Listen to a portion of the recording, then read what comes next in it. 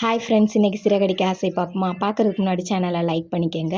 என்ன நடக்குதுன்னு பார்த்தீங்கன்னா, மனோஜோட ஷோரூமில் வந்து ரோஹிணி தங்குறதாக பேசியிருந்தாங்கல்ல.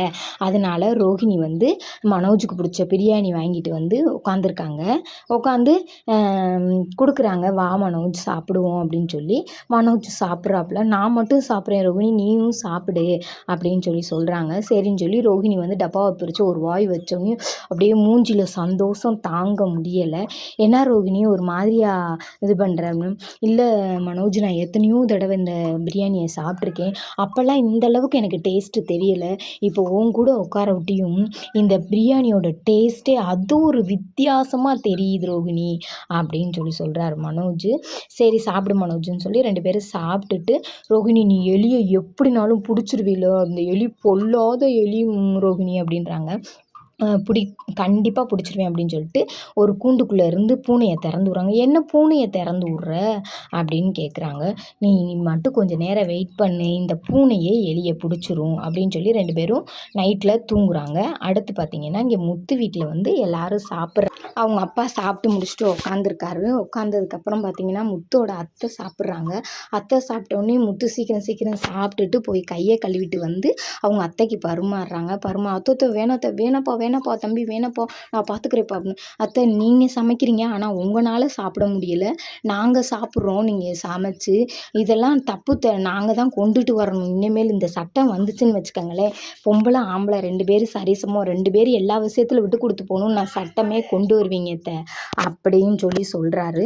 சொன்னோன்னே சரின்னு சொல்லிட்டு அடுத்து, அப்பா நான் வந்து இங்கிலீஷ் கிளாஸ் போகிறேன்னா, அதனால இனிமேல் உங்களை டேடின்னு தான் கூப்பிடுவேன்ப்பா, இனிமேல் உங்களை அப்பான்னு கூப்பிட மாட்டேன்ப்பா அப்படின்னு சொல்கிறாங்க. அத்தை உங்களையும் ஆன்ட்டின்னு தான் கூப்பிடுவேன், நீங்கள் அத்தைன்னு கூப்பிட்டா தான் அது எனக்கு ரொம்ப சந்தோஷமாக இருக்கும், அது ஒரு வித ஆனந்தமாக இருக்கும். நீங்கள் திடீர்னு ஆன்ட்டின்னு கூப்பிட்றீங்க, ஸ்கூல் பிள்ளைய தான் அந்த மாதிரி கூப்பிடுங்க, அந்த மாதிரி அப்புறம் என்னைய ஸ்கூல் பிள்ளைன்னு சொல்கிறீங்களா அப்படின்னு. இல்லை அப்படிலாம் நான் சொல்லலை மருமையனே, நீங்கள் எப்படி வேணாலும் கூப்பிடுங்க அத்தை, நம்ம கூப்பிட்ற வார்த்தையில் இல்லை, அந்த உள்ளேருந்து வருது பாருங்களேன், அந்த ஒரு சந்தோஷத்தில் தான் இருக்குது. அப்பாவை டேடின்னு கூப்பிட்டாலும் உங்களை ஆன்ட்டின்னு கூப்பிட்டாலும் எனக்கு வந்து சந்தோஷமாக கூப்பிட்றேன் அப்படின்னு சொல்லி சொல்கிறார் முத்து.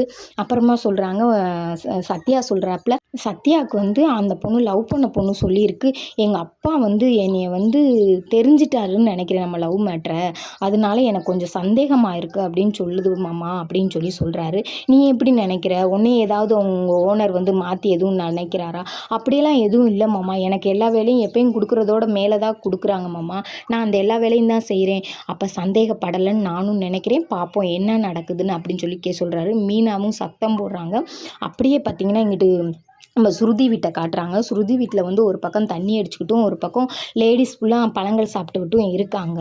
அப்போ பார்த்திங்கன்னா ஒரு ஆம்பளையால் வந்து ஒரு மாதிரி பார்த்து சிரிக்கிறாரு முத்தோட அம்மாவை. அவர் பார்க்குறத பார்த்துட்டு எல்லாரும் அவர் சொல்கிறார் ஒரு வார்த்தை, அதை சொன்னோன்னே எல்லோரும் பேசிகிட்டே சிரிக்கிறாங்க.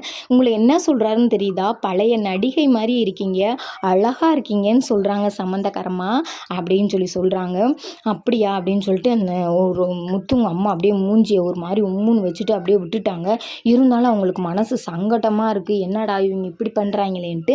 அப்புறம் பார்த்திங்கன்னா குடிச்சிக்கிட்டே தான் இருக்காங்க. அப்புறம் பார்த்திங்கன்னா ரோஹிணி அம்மாவை என்ன சொல்கிறாங்கன்னு பார்த்திங்கன்னா, ஸ்ருதியோட அம்மா என்ன சொல்கிறாங்கன்னு பார்த்திங்கன்னா, நீங்கள் டான்ஸ் ஆடுங்க, உங்களுக்கு தான் டான்ஸ் ஆட தெரியுங்களா, ஆடுங்கன்னு சொல்லி ஒய்யாமல் இப்படியே ஒரு மாதிரி நோண்டி விடுறாங்க. அவங்களுக்கு கோவம் வந்துருச்சு முத்தோட அம்மாவுக்கு. வந்தோடனே என்னை பார்த்தா குடிகாரங்க முன்னாடி டான்ஸ் ஆடுற பொம்பளை மாதிரி தெரியுதா, நீங்கள் செய்கிறது கொஞ்சமாவது நல்லா இருக்கா அப்படின்னு சொல்லி பிடிச்சி சத்தம் போட்டு விட்டுட்டு அப்படியே ரூம்குள்ளே போயிடுறாங்க. என்ன இவங்க இப்படி கத்துறாங்க அப்படின்னு சொல்லி, டான்ஸ் ஆட தெரியுன்றனால தான் ஆட சொல்கிறாங்க, ஒரு 2 நிமிஷம் ஆடுனா என்ன, ரொம்ப தான் பண்ணுறீங்க அப்படின்றாங்க. கோவம் வந்து முத்தோட அம்மா கத்துன்னு கத்தி விட்டுட்டு அப்படியே உள்ளே போயிடுறாங்க. அதோட நாடகம் முடிஞ்சிருச்சு. சேனல் பிடிச்சிருந்தா சப்ஸ்கிரைப் பண்ணிக்கோங்க, ஒரு லைக் பண்ணிக்கோங்க. வாங்க வீடியோ